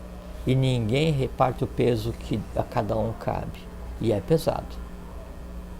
Entende? A gente às vezes pensa assim, mas o cara fez, aconteceu e prejudica a si, ou a família, ou a nação, ou o mundo, e vai, e mata, e não sei o que e tal, e não acontece nada. Isso, muita gente fala isso. E a Sim, gente já presenciou mas isso só muitas que vezes. assim, é que a lei, ela não vai agir em 1 ano ou 2 para nos dar o doce gosto da vingança. Não é assim que funciona. Então assim, aquele cara errou, roubou, traiu, vendeu, prejudicou o país, não sei o que e tal, e aí então eu espero que daí ele se dê mal, a família se dê mal, não sei o que e tal. Ainda bem que não acontece assim, porque daí o meu prazer em ver aquele ser punido segundo o meu entendimento não vai ser alimentado, me faria fazer parte claro, daquilo, porque o prazer em ver a vingança sendo levada a efeito desperta em mim um gosto sim, pelo prazer, sim, e eu vou querer outras vinganças e vou procurar outras vinganças. Touradas, vaquejadas da vida em uma série, lutas de MMC, sei lá o que. Na falta eu jogo a minhoca no álcool. Porque assim, são seres embrutecidos, não é? Seres embrutecidos, quase inumanos, quase não humanos, em formato humano, com consciência praticamente zero. Os que se aproveitam dessas pessoas, né, a eles no tempo devido. Então a lei, grego, ela é justa, dura lex sed lex. Isso. E ela vem com todo o rigor, não para se vingar, porque a lei não conhece vingança, né? A lei vem para buscar o equilíbrio. Só que quanto mais profundo o buraco que a pessoa tenha cavado, mais complexo é a busca pelo equilíbrio. E vai ter que ser tapado esse buraco, grão de areia por grão de areia, pela própria pessoa. Não tem outra saída. Havia um tempo em que daí então, a gente já conversou da Atlântida para o Império de Ram, onde se criou o sistema de castas, onde então existia o sacerdote, isso, o guerreiro, o comerciante e o trabalhador. Isso, não no conceito como a gente tem hoje, mas o trabalhador, o que é? Aquele que trabalha a terra, é o que produz a arte. O comerciante é aquele que faz o fluxo de conhecimento, o fluxo de bens, né? O guerreiro é aquele que controla e observa a aplicação da ética, que protege a nação. O sacerdote é aquele que professa e compartilha e é o guarda do conhecimento. Todos podem ter acesso a tudo. Houve um tempo em que, degradando-se esse estado natural de coisas, né, o sacerdote achou que podia mercantilizar. O guerreiro achou que podia mercantilizar. Né? O mercante, o mercador, achou que podia guerrear. O mercante, o mercador, achou que podia e desejava ter o poder que o sacerdote tinha. Se criou uma mistura, uma amálgama, onde hoje não se tem distinção nenhuma, Nada. Não de função, né? Não da função, mas não se tem distinção da tônica da alma de cada um. E a tônica da alma de cada um é aquela que, quando posta em equilíbrio, me dá como retorno felicidade, felfem, feto fecundo, alegria, alacritatis, né? E me dá paz. A paz é o resultado final da evolução, porque a paz é a consciência, é a contemplação do fogo, do início das coisas, do verbo. Como a gente tem essa mistura, né, se cria uma inversão de valores onde a sociedade age como vendilhã do templo, onde todos os valores de ética, né, de moral, bons costumes, fraternidade, amor universal, tudo isso é colocado em um segundo plano. Por quê? Porque eu preciso ter, eu preciso parecer, eu preciso consumir, Sim. Eu preciso me sobrepor, eu preciso dominar, eu preciso matar, né? A morte, ela se transformou em lazer, o medo se transformou em lazer, a erotização, o sexo se transformou em lazer. Então, é como se todo o universo tivesse sido resumido, né, a esse astral lamacento, onde existe o que de pior de resíduo a humanidade inconsciente dos torturadores de minhoca gerou. E aí que todo mundo transita achando que ali é o céu. Por isso, assim, tem aquela frase muito comum: esse negócio aqui é o mais alto astral. Ótimo, sensacional. Só que daí, quando você vai buscar alguma coisa e você acha que daí o alto astral é o que você deseja ter de felicidade, já está errado, sem Sim, considerar claro. ainda que o mais alto astral que a humanidade contempla hoje é o astral mais denso das emoções. Dentro de 49 divisões do astral, não chega à 49ª de cima para baixo, a mais densa. Isso é vendilhão do templo, isso é mercantilizar um conhecimento que não me pertence, né? Baseado na fé do outro, e o outro inconsciente tentando buscar um caminho, ao invés de ouvir e de ver a própria natureza divina, ele ouve e vê aquele que fala dizendo que ele representa a divindade. Aí, ao invés dele se prostrar e contemplar sua própria divindade, ele se joga de joelhos para aquele humano inconsciente que diz que representa a divindade, que nada dá e tudo pede. E aí a humanidade, congestionada astralmente, entra em um estado de negação e um estado de inércia. E em um estado de inércia não flui vida. Os valores se alteram. E aí o grande templo, que é a própria vida, o grande templo, que é o próprio planeta, o grande templo, que é o próprio ser humano como um todo, né, ele em si é mercantilizado. Quem são os vendilhões de templo? Hoje todos nós, em maior ou menor escala. Com certeza. Em maior ou menor escala, isso mesmo. Todos nós. Aí quando a divindade vem tentar restabelecer a lei, como Krishna disse para Arjuna, toda vez lá no que Dharma declina e a Dharma se levanta, eu me manifesto para a preservação da lei, para a contemplação dos bons, punição dos maus, etc, etc, etc. Só que chega um ponto em que ou é colocado em prática o faze por ti que eu te ajudarei, dito pelo Joshua, né? Ou alguém vai vir fazer. E a gente conversou outro dia. Ou nós salvamos a Atlântida dessa vez, ou só nos resta afundar com ela. Mas a gente tem tempo, tem mais 984 anos. Não, é que assim, isso é um aspecto. Agora, o outro aspecto, né, é que todo o trabalho que vem sendo feito para colocar a humanidade em ordem, ele teve êxito.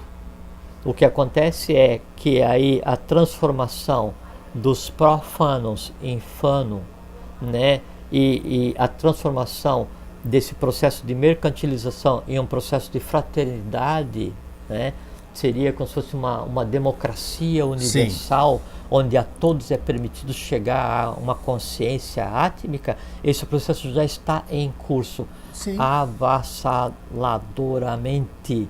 Assim, é irreversível. O que acontece é que temos que ter paciência para que aconteça com todos.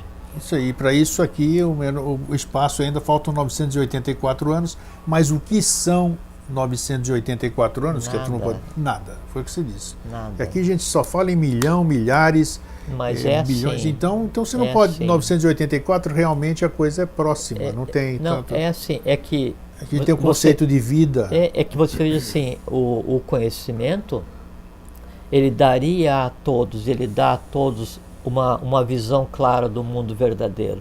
Mas só que ele tem que ser devolvido aos poucos para que ele não mate o paciente. Sim. Né? É como e ele vai se acostumando também e o antídoto, né? O veneno em pequenas doses é um antídoto. Perfeito. Né? E aí então o conhecimento ele já foi dado integralmente quando as pessoas ainda... Vamos supor que eu pegue um torturador de minhoca, ensine para ele, né? Ou conte para ele aquilo que a gente estava conversando agora ali pouquinho. Aí o que ele vai fazer? Ao invés de ele fazer uma minhoca sofrer, ele vai em um local num final de semana onde está reunido um monte de gente de uma religião qualquer e vai desconstruir aquela religião pelo prazer de ver aquelas pessoas destruídas ou chorarem porque a crença delas, elas vão ver que não existe. Você chegou nessa sua vida, você chegou a assistir um filme chamado Energia Pura? Acho que não.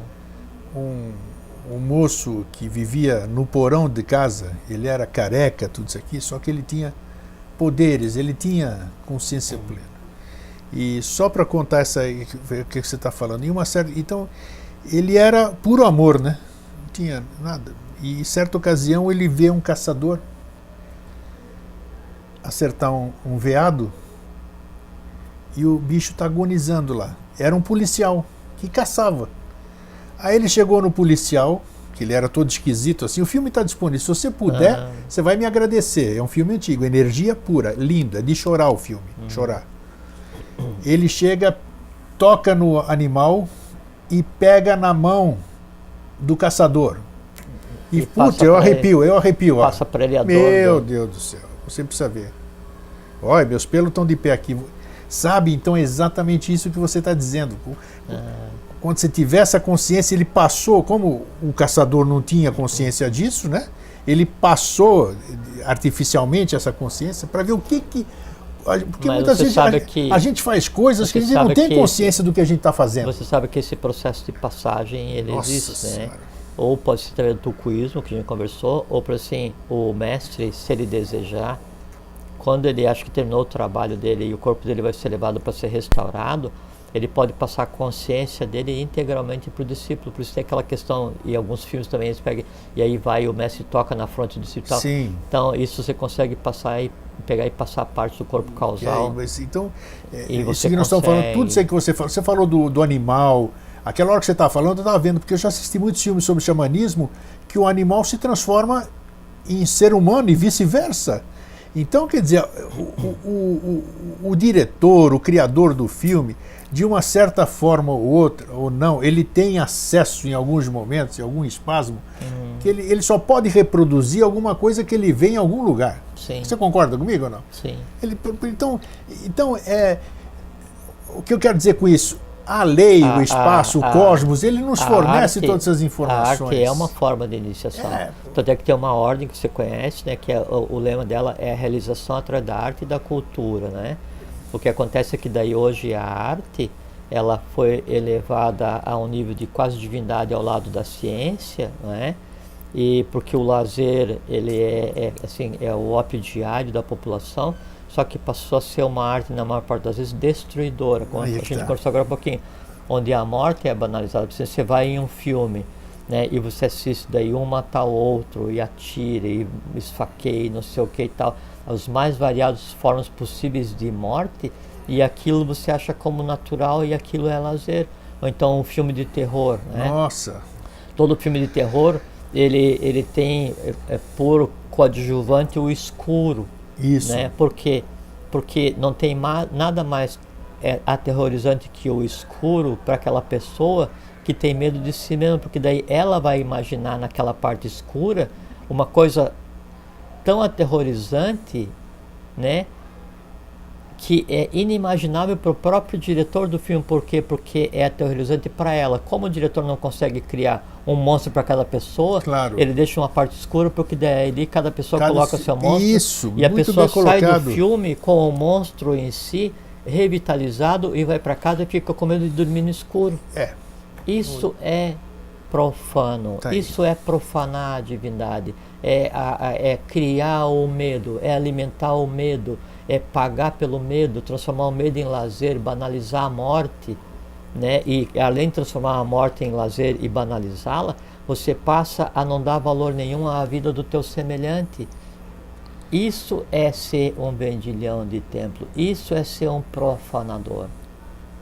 Como aquele que vai e se aposta de alguma coisa e vai e mercantiliza, ou como você falou, eu assisti um vídeo de 2 horas sobre como fazer para invocar um elemental, daí eu vou amanhã e abro uma clínica de invocação de elementais, e eu sou um adorador da pedra xadrez, né, e cobro para o pessoal vir. Claro! Então isso assim, é lógico que daí cada um tem que realizar o melhor possível em si, mas tem que daí procurar usar a ética, né, de discípulo, para que você não professe aquilo que você não domina, para que você não faça aquilo que possa prejudicar o teu semelhante, para que você não cobre por aquilo que fraternalmente um dia te foi dado, que é o que a gente faz aqui.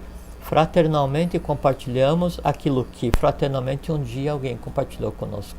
Sem e de uma maneira assim, muito cautelosa, para não prejudicar ninguém, para que cada um consiga construir e vitalizar o seu próprio templo, fazendo com que ali exista só o quê? Só um sol. No momento em que existir um sol em cada um, aí não há mais vendilhão de templo, não há mais templo, não há mais profano. Todo o ser humano se fez um fano sagrado, toda a família dele se faz um fano, a pátria dele é um fano, o solo onde ele pisa é um fano, é um local sagrado, e aí então a divindade triunfou e a lei se fez e acabou o negócio. O no todo e o todo no um. Acabou, isso aí. Bom, não podíamos terminar melhor. Estamos... Sim. Um bom tempo, hein? Hoje 1h20, hein? Mas estão sendo presenteados a turma do Vida Inteligente. Bom que agora a gente consegue conversar um pouquinho mais. Conversar um pouquinho mais. Então é isso aí. Jorge, muito obrigado. Eu acho que acho que o conteúdo foi excelente, pela abrangência. É interessantíssimo esse processo todo, né?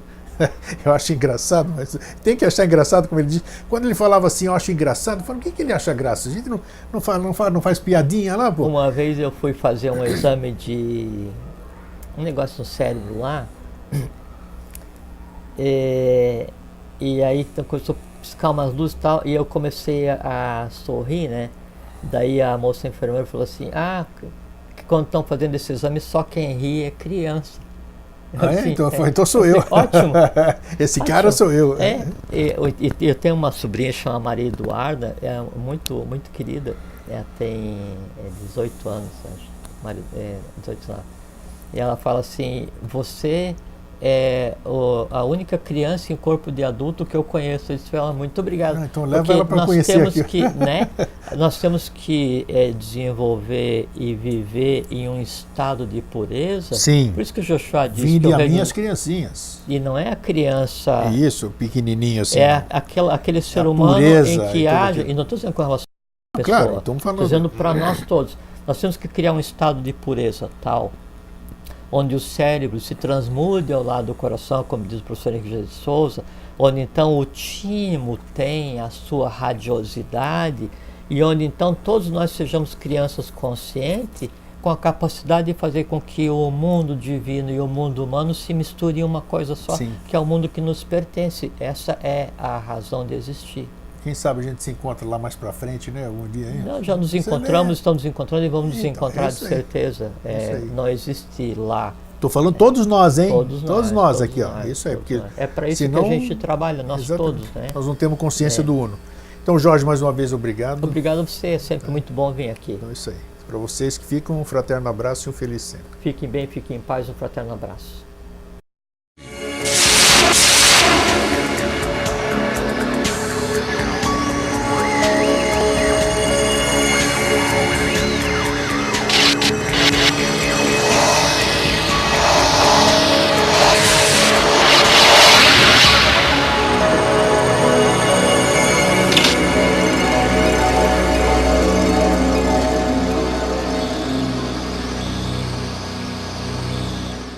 Nós vamos falar sobre isso, inclusive, é o nosso tema de hoje. Então, isso é bacana, a questão da ética que você tem. Em assim sendo... Aqui eu só reparto contigo, reparto com vocês aquilo que é lícito repartir, Sim. que seja prático, que seja útil, né? Dentro da minha condição de discípulo. Eu sou membro da Sociedade Brasileira de Eubiose, sou discípulo do professor, né? Assim... É o meu limite, assim. O que eu sou? Sou um discípulo. E como é que eu tenho que me comportar como um discípulo? O que eu posso repartir? As impressões que eu tenho como discípulo, só isso, mais nada. Podemos até começar a conversa aí. Eu me lembro quando eu fui Rosa Cruz, na década de 80, né, que eu interrompi numa experiência que eu não estava preparado para encarar aquilo, que é a experiência Isso aí, não estou abrindo nada de secreto, porque é bem no início a ocasião que você coloca uma vela no escuro na frente do espelho e você tem que olhar para você mesmo. Você ri, né? Você acha graça, né? E eu falei, não senhor. Né? Não, ainda não. Entendeu? E aí, falei, bom, mas como você sabe, não só na Rosa Cruz, como em outras filosofias... que esse era no Egito, né, na Síria, na Líbia, na Babilônia, na Pérsia, na Fenícia, na Atlântida. Era o primeiro passo para você daí ter acesso aos locais de estudo, era você se confrontar, né, no espelho, porque na primeira olhada no espelho, da forma adequada, você começa a ver o primeiro passo que você vai ter que dar, né? Aí você confronta aqueles medos que às vezes se manifestam em cada um. Exato. E quando você confronta visualmente, né, aí há um choque, há um trabalho a ser feito. Com né? certeza. Nós falamos uma vez aqui sobre o dragão do umbral. Falamos, foi que muito bom. É bom. só o somatório das lagartixas que fazem um dragão, né? É verdade, um monte delas daquele grandão ali. Então, e aí... a gente estudava naquela época Rosa Cruz, como continua até hoje, monografias. Você recebe monografias, como assim o EAD, não interessa a forma, né? Na Sociedade Brasileira de Eubiose, eu acho que você deve receber, eu não faço o EAD, mas você recebe material didático, não é isso? Você tem acesso online. Você tem acesso online. Quer dizer, aquilo não é seu, aquilo te é emprestado para que você usufrua daquilo e pertence à SBE. O conhecimento de maneira geral, né? Perfeitamente. O discípulo, até porque assim, a iniciação, ela é direito adquirido individual. Sim. Né? Você não pode delegar o teu direito a um terceiro. Isso não existe, não é uma herança, né? O conhecimento não é uma herança. E quando você está em determinado local, estudando qualquer que seja a tua escola, é porque você adquiriu o direito, o bônus ou o ônus de estar ali, não interessa qual seja, e você que vai ter usufruir, você que vai ter que resolver. Então não é lícito, não é ético você pegar aquilo que você tem e repartir ou dar para alguém, porque aquilo que para você possa fazer bem, para o outro pode fazer mal, porque não é o tempo certo. Claro, é questão como o remédio, né? Ou aquilo que é preparado para você organicamente, Sim. aquele conhecimento, porque em você há a contraparte necessária para ter acesso àquele pequeno veneno. Presta atenção, isso é importantíssimo, hein? Quando você cede a terceiro, né, a dose daquele conhecimento que em você é necessária, no outro pode fazer mal ou desviá-lo de um caminho que viria a ser o seu. Sim, Aí você passa a ser responsável karmicamente por você e por aquele o qual você tirou do caminho. Foi muito importante você lembrar isso. Essa é a razão básica de se manter a ética de discípulo em não repartir aquilo que não seja de direito, e a manutenção do sigilo, ou do segredo, é a maior demonstração de amor fraterno para com o outro. Se você quer ajudar o outro através do conhecimento... Veja só, não é boicote não, é demonstração de amor. É proteção. Então, se você quer ajudar o outro, então daí você vai homeopaticamente, vagarosamente, fraternalmente, amorosamente, dando um ou outro elemento para que daí a própria pessoa passe por um processo alquímico, se transforme, amadureça, até que daí aquele conhecimento que você está tendo acesso, para ela seja o alimento necessário. Aí então ela vai ter acesso. No momento em que daí ela tem acesso ao conhecimento que você já está tendo, nela o resultado é completamente diferente. É como o catalisador. O catalisador, ele nunca vai agir igual num conjunto de elementos. Sim. Sempre há uma diferença. O ser humano é exatamente assim. O conhecimento é um catalisador. O como vai agir em cada um, só o próprio ser humano que sabe. Essa é a razão básica de se manter a premissa primeira da ética do discípulo, que é manter o segredo. Até porque quando você vai ter acesso ao conhecimento, você faz um juramento. Prometo não fazer mau uso do que aqui me for revelado. Tem que colocar em prática. Tem que cumprir. A palavra, claro. uma vez empenhada, nem que o inferno esfrie, você pode voltar atrás. Né? Então, e nessa ocasião, aí eu parei. Falei, não estou preparado para dar sequência nisso aqui. E você veio só fazer um parênteses. Por assim, o que a gente estava conversando aqui, a propósito de uma pergunta que você fez, e quando você fez uma pergunta, é lícito resolver, até porque você é membro da sociedade, né? Sim. Então, o que eu te falei aqui em alguns minutos é integralmente desconhecido de toda e qualquer religião, de toda e qualquer instituição filosófica pode acreditar. Da humanidade como um todo, né? E é parte do ensinamento da sociedade. Por quê? Porque é um conhecimento que tem que ser trazido à luz. Só que se traz um conhecimento desse e se coloca de maneira geral, aí você, ao invés de ajudar o outro, o ser humano, né, para que ele evolua, você passa por um processo de iconoclastia. Você vai quebrar as imagens, destruir as religiões, destruir os amores dos outros. Não se destrói amores dos outros, porque o amor destruído ele vira dor, vira horror. Então ele passa a te odiar, né, ou odiar aquilo que você representa. Então, tudo a todos, vírgula, no tempo certo. Tem razão, porque uma vez, numa conversa, eu vou continuar com o da Rosa Cruz aí. Numa conversa que eu tinha, um congresso em Curitiba, estava falando sobre, acho que o Márcio Bom Tempo devia estar lá, o nosso irmão, né? Márcio Bom Tempo também participando. Eu estava numa roda ali e eu caí na besteira de falar, de dizer que Jesus, o da Igreja Católica, o Yoshua Ben Pandira, tinha tido um irmão gêmeo. Putz, eu tinha uma mulher perto. Mulher perto só faltou. Imagina se fossem trigêmeos. Gente do céu. A mulher queria me bater ali, porque... Como é que você fala um negócio desse? Eu falei, desculpe, tá aí. Né? Heresia. Fique quieto. Então é assim o que ele está falando. Tem coisas que você não pode realmente passar. Bom, então só para finalizar isso aqui. Imagina se fossem trigêmeos. Nossa, e se cada gêmeo tivesse mais 2 irmãos. Se não fosse um, fosse 9, né? Aí já, imagina só, né? Mas imagina só. Então, quando eu parei então, o que eu fiz e tinha que fazer?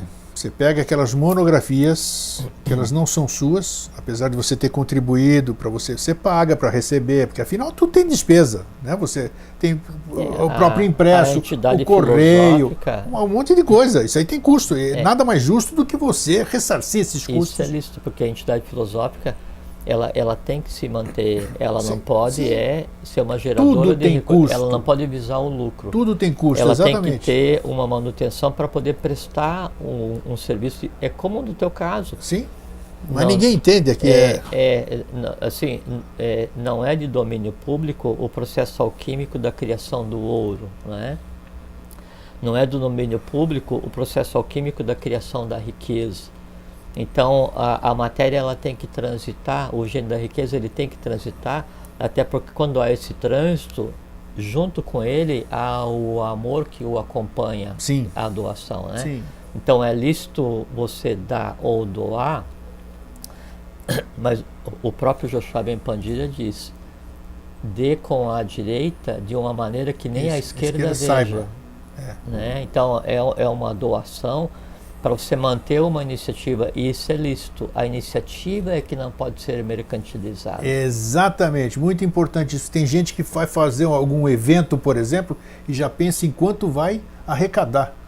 E geralmente esse tipo de evento é o que são os mais malfadados a não dar certo. Não se mercantiliza aquilo que você tenha recebido fraternalmente. Os vendilhões do templo, que é o nosso tema de hoje. Sim, eu sei. Então, finalizando, o que eu fiz? Peguei aquelas apostilas e está acordado enquanto você entra na escola filosófica, você tem que devolver aquilo para a fonte. Então, eu mandei as apostilas de volta para a sede. Um amigo recentemente recebeu um legado assim, recebeu um baú cheio de monografias da Rosa Cruz de um amigo dele, que tinha até deixado escrito: isso aqui passa para o meu amigo.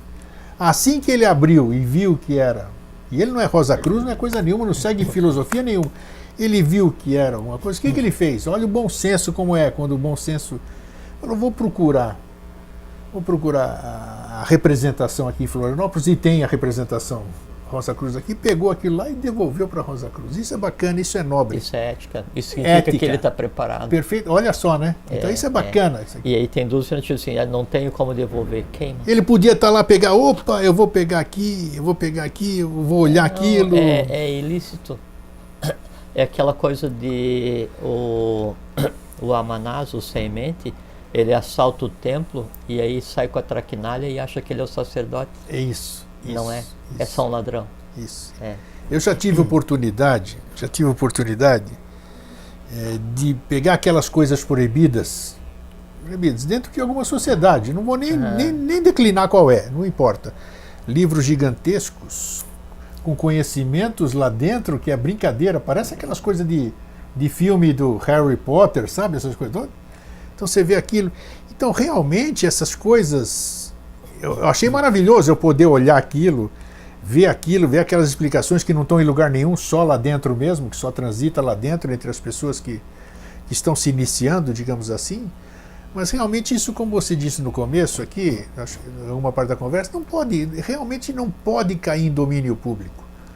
Porque precisa ter uma preparação realmente, né, para a dosagem do remédio, a prescrição, a anamnese que o médico faz antes para ver se você pode tomar aquilo, o que serve para mim não serve para o outro. E você está mexendo com coisas, puxa, não sei como é que eu posso dizer, coisas seríssimas, né? O conhecimento, todo mundo quer tê-lo, quer adquiri-lo, mas ele tem um roteiro, ele tem como é que se diz? Me ajuda aí, Jorge. Uma sequência, uma etapa. Exato, uma etapa, degrau por degrau. Claro. Não adianta você tentar pular, porque você vai cair, ou você vai bater o joelho, você vai quebrar o pé. É que a alma, ela tem que estar amadurecida para sobreviver ao conhecimento. Boa. E o sobreviver não é só morrer. O sobreviver é o mau uso, ou o uso ignorante do conhecimento, que causa mais mal do que a própria morte. Morrer é simples, né? Agora, o que você faz enquanto vivo sobrevive à morte. Quando a pessoa morre, a pessoa não vai embora. Quando a pessoa morre, quem vai embora é o corpo físico e o vital, talvez, não é?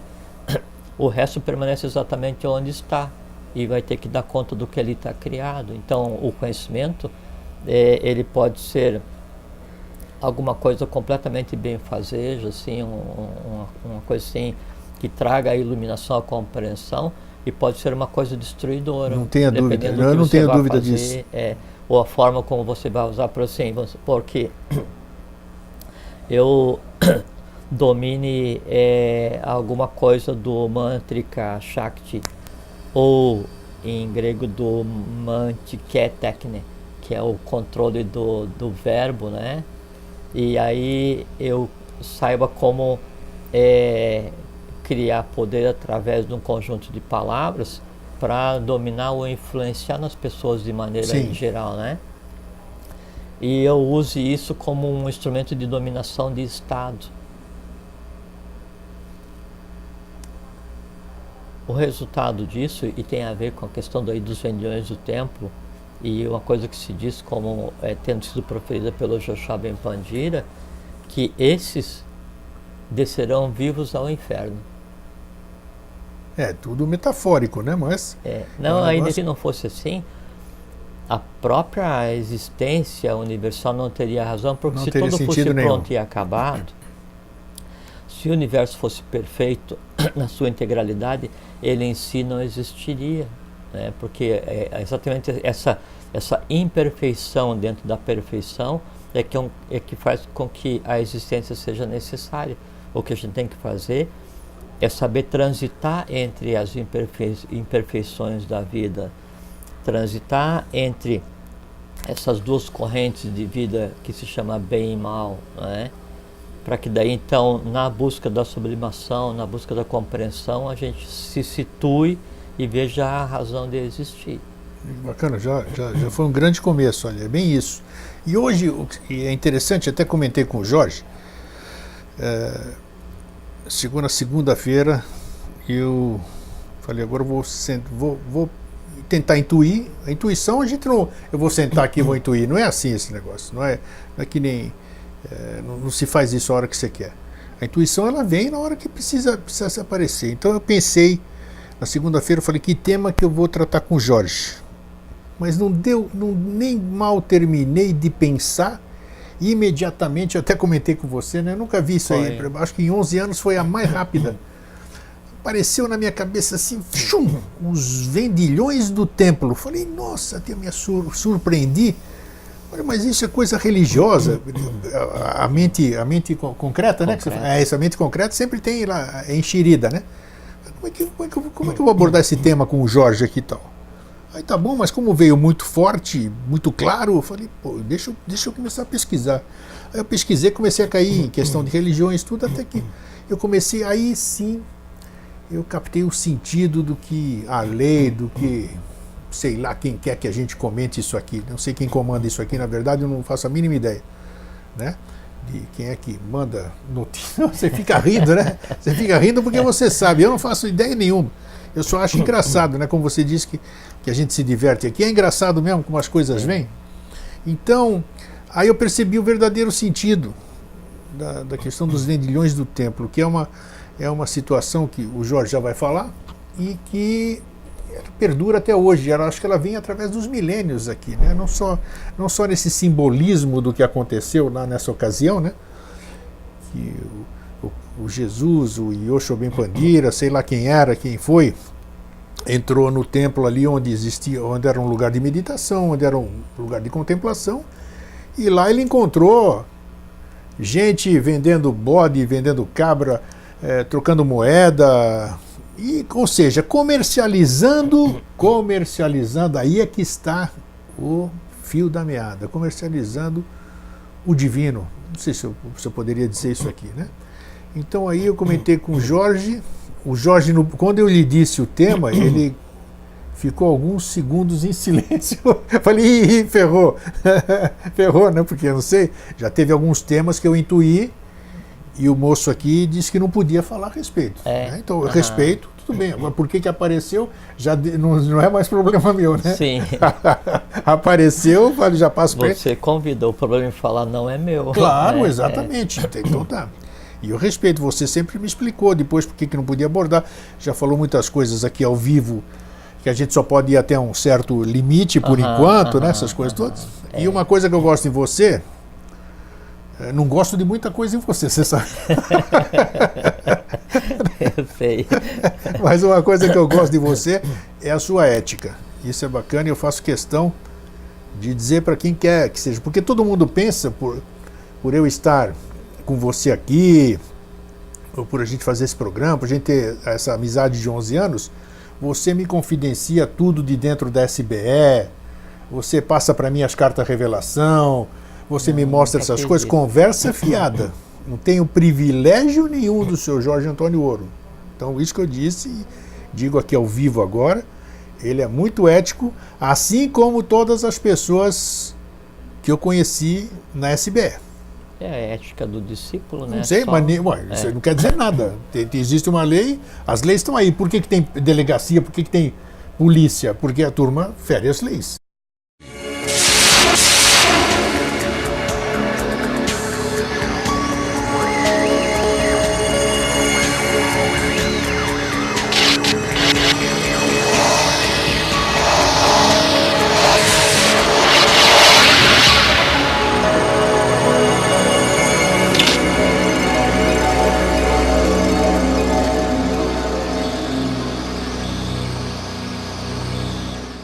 Olá Floripa, olá Brasil, olá mundo, eu estou aqui André Patunas, este é o programa Vida Inteligente. Trazendo hoje mais uma vez meu querido amigo e irmão Jorge Antônio Ouro, que há 11 anos está aqui comigo fazendo essa parceria, né? E que muito me gratifica por eu ter entrado num tipo novo de informação. E eu digo isso com segurança porque nos meus 65 anos eu percorri muitos caminhos. Então eu tenho condição de poder avaliar esses caminhos que eu andei, né?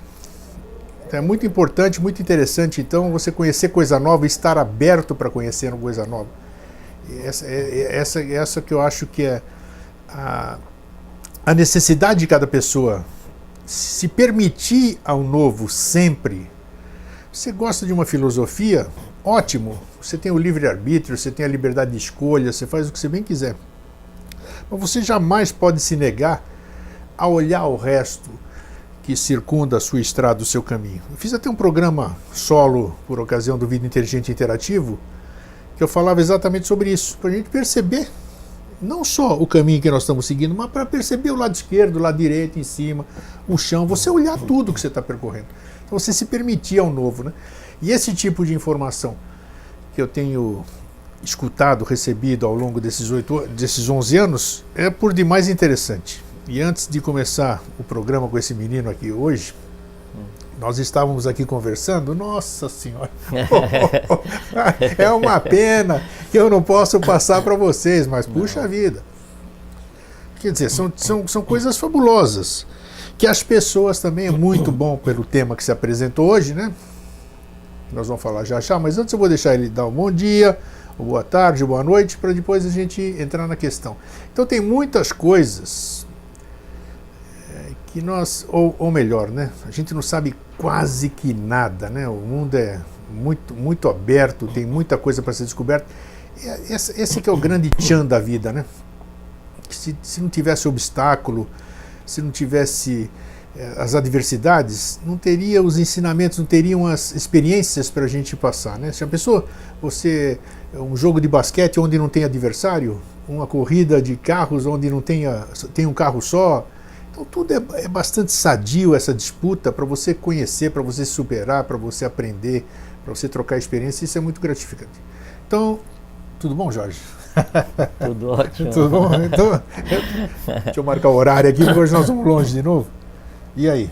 Tudo tranquilo, tudo 100%. Mas é isso mesmo, né? A gente tem que a gente não pode ser muito... Como é que se diz? Não podemos colocar uma viseira na nossa vida, né? E essa questão que você falou da oposição e da percepção do entorno é a própria razão da existência. Eu né? acho que sim. Né? Porque cosmicamente a coisa toda ela é um jogo, uma busca de equilíbrio entre uma força centrífuga e uma força centrípeta. Isso. Né? A própria oposição e o busca do equilíbrio entre elas é que permite a manutenção do conceito de existência de matérias, assim, isso se manifesta no universo, no planeta e no próprio ser humano. Tudo em formato ternário, não é? E, por exemplo, você pega o ser humano, então você tem o sistema linfático, o sistema circulatório, o sistema nervoso. Todos eles têm o solve e coagula, tem o vai e vem, tem o fluxo e o refluxo, porque se não fosse assim, não teria como ter contato entre os planos, não teria como a coisa acontecer. E o exercício da vontade, que daí esse é o grande diferencial que compete ao ser humano por ele estar ligado do invisível ao visível. Então a vontade é o elemento que permite a busca do equilíbrio, transformando daí o visível e o invisível, transformando a matéria e o próprio espírito, transformando o quê? Vida, energia em vida, consciência.